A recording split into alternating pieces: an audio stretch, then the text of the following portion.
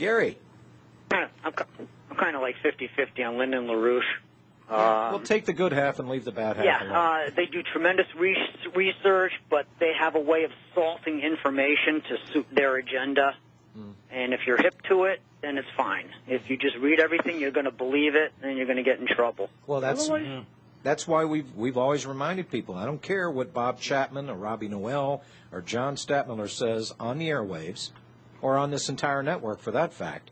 If we say it, check it out. Find out if it's true or not. Yep. Hey, listen, I got to tell you a good Amy Goodman story. I was watching Democracy Now! A couple of weeks ago, and she had Mark Potok. They love Mark.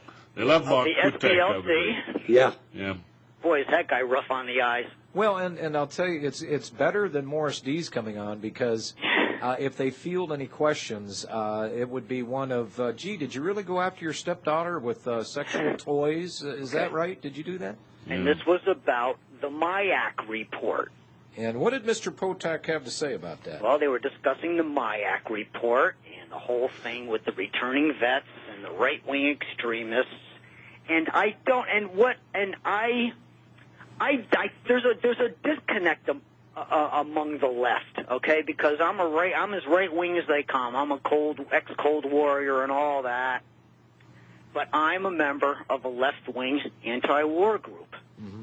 And we do a lot of work in New Haven, Connecticut, and we're not afraid of going toe-to-toe with the ADL. We've hosted the Liberty guys. But anyway, they kind of understand a little bit about what the Southern Poverty Law Center is. We've protested the ADL, and I tried to explain, this whole thing with Amy Goodman. After all, she should know better. She was arrested on rioting. Well, and so, Gary, just remember this. And Uncle Joe said it best, Joe Stalin. You keep your friends close, but you keep your enemies closer so you can keep an eye on them. Because of this work, like the ADL, the SPLC, they did all that work with civil rights in the 60s, and it troubles them to think of what they're doing now because of the hate crime. Because if they pass these hate crime laws, it's really going to hamper our activities. We stand a great chance of getting arrested. Well, you know how to destroy a liberal when they are in support of the ADL? Go ahead. Just ask them if you know that they worked for the former apartheid government of South Africa, spying on anti-apartheid demonstrators in America. Yes, most of our members they know about that kind of stuff. Or how about the ADL, along with associated Jewish groups in Canada, funding neo-Nazis? And actually buying alcohol, getting them drunk, and funding them. Well, they learned that from the FBI with the KKK. And when I joined them, I warned them. I told them who I was. I never pretended to be anybody I wasn't. Yeah. They accepted it. I tell you the truth, I'm making headway with these people. Good. I told them, hey, I got a whole nice little collection in my closet. At first they were kind of shocked, a little miffed.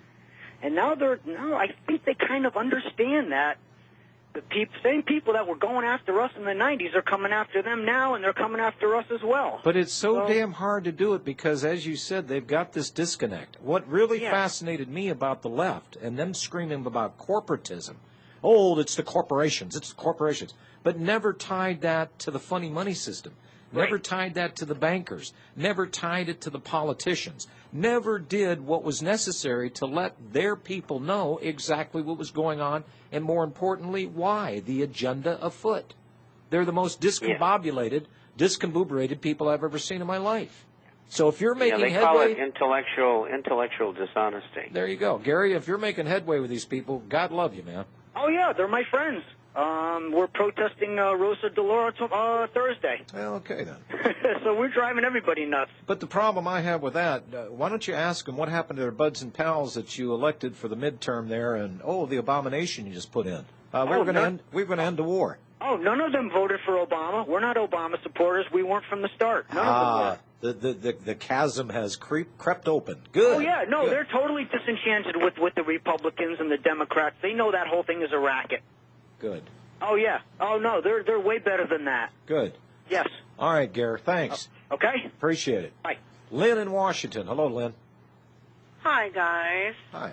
First of all, I want to say Bill thinks that the guy in Arkansas stole his thunder. Bill stole mine. So did Patty, actually. Okay. I want to say that I love the way you call a spade, so to speak. District criminals, I think that's great. Elected things, I like that. I like Barkey. I have another suggestion for you.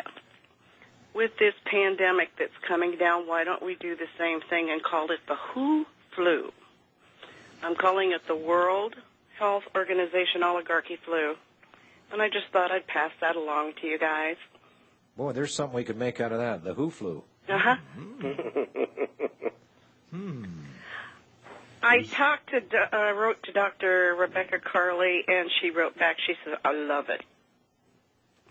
She's going to start calling it the Who Flu from now on. Well, and I've got people, Greg Evenson, I got him calling the Obama Nation there, the Obama Nation of America. Perfect. Barry Sartoro, so. Mm-hmm. Yeah. And, we'll miss him, and God bless him, and Godspeed. And he's out there doing what's necessary. You guys keep doing what's necessary. I appreciate y'all. Lynn, or keep doing it. Thank Bring some more people to the party, will you? Ooh, I keep trying. You don't know how Yeah, but it's going to be good. brain dead these people around here are. It's going to become easier. Hey, I bought, and I couldn't afford this. I can't afford half the stuff that you guys advertise. But I saved up and I bought 2 copies of The Obama Deception. Do you know, I've passed those around and I'll go back and they'll say, have you seen the movie yet? No. Weeks. Really? Yep. All right. Hey, thanks for your call. Appreciate it, Lynn. Good day. By the way, there is a story on InfoWars dated today. Was that the only one?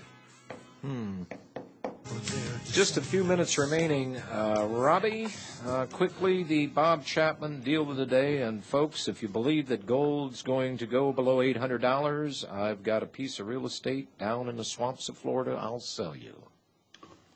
Post 1935 Swiss francs, fifth of an ounce, $225. Order 20 or more, receive a free subscription to the International Forecaster or an extension.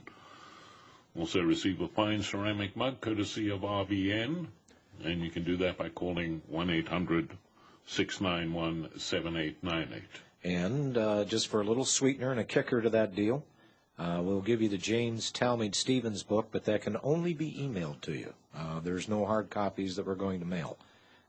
We're cutting everything close to the vest, folks, trying to watch every penny that we've got, and we're about down to pennies. So spend wisely, but spend freely. Fred in Pennsylvania. Hello, Fred. Hi, John. Hi. I want to talk just briefly about the fact that the spending is out of control. I know we've all emphasized that and talked about it, but there's no way to really get Congress to cut back or even recover money that has been stolen, because they are going to directly be benefited for any increased spending. And also, I just wanted to say that with the economic fundamentals the way they are, I think the average person is operating under a different set of information than the smart money. And they are going to be left holding the bag. You're exactly right, and that's the plan. That is the plan. That's all I have to say. All right. Thanks, Fred. Parting shots, Mr. Chapman. I think that gold is searching for a bottom finally. Well, it didn't take long for it to come down a few dollars. You were right last week. Pardon me? You were right last week with the commercial short positions. Yeah, I think they're starting to do a little covering in here because I think most of the spec longs are out. And so I think they'll start covering in here. The government was in the market this morning. You could see them. Yeah. Gold got up to 940, and they knocked it back down to 933 again. But it was a decent day. And I think we could have a couple more decent days this week. the price of silver really got whacked hard, and it came back today a few pennies. 16 the outside month, which is July, was considerably higher, and also gold was considerably higher in the August month.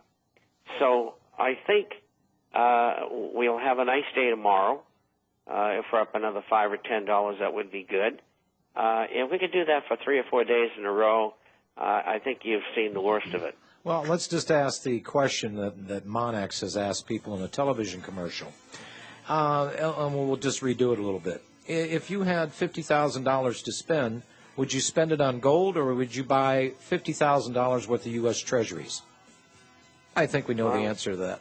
There's no choice. I hear you. It would be gold. Bob Chapman, international forecaster, thank you, my friend.